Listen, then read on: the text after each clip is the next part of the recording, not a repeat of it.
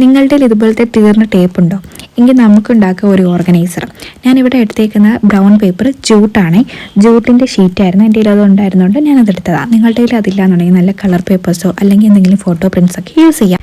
ശേഷം ഞാൻ എടുത്തേക്കുന്ന ഫോം ബോർഡാണ്, 3mm ആണ് ഫോം ബോർഡ്. നിങ്ങളുടെ കയ്യിൽ അതില്ലാന്നുണ്ടെങ്കിൽ നല്ല കട്ടിയുള്ള നമ്മുടെ ബുക്കിൻ്റെ ചട്ടയോ അതുമല്ലാന്നുണ്ടെങ്കിൽ കാർഡ്ബോർഡ് ഷീറ്റോ ഒക്കെ എടുത്താൽ മതിയാവും. എൻ്റെ മനസ്സിലൊരു ക്ലോസ്ഡ് ഓർഗനൈസറാണ്. അപ്പോൾ നമുക്ക് നമ്മുടെ ഈ ടേപ്പ് താഴ്ഭാഗം അടഞ്ഞിരിക്കണം, അതുപോലെ തന്നെ മുകളിലൊരു അടപ്പും വേണമല്ലോ. അങ്ങനെ നമ്മൾ 2 റൗണ്ട് ഭാഗം അതുപോലെ ഒരു ഫോം ബോർഡിൽ നിന്ന് കട്ട് ചെയ്തിട്ടുണ്ട്. ശേഷം നമ്മളതും ഫുൾ ജൂട്ട് വെച്ചിട്ട് കവർ ചെയ്തു. ഒരു ഓർഗനൈസർ അങ്ങനെ തുറക്കുന്നതിനെക്കാട്ടി നല്ലത് അതിൻ്റെ പുറത്തേക്ക് എന്തെങ്കിലും പിടിയുണ്ടെങ്കിൽ നമുക്ക് ആ പിടിയിൽ പിടിച്ച് തുറക്കാമല്ലോ. അങ്ങനെ ഞാൻ വെച്ചേക്കുന്നതാണ് റോസാപ്പൂവ്. അങ്ങനെ ഇതെനിക്ക് ലാസ്റ്റ് ഒന്ന് ഐഡിയ ആണ് കേട്ടോ ഈ റോസാപ്പൂവിൻ്റെ.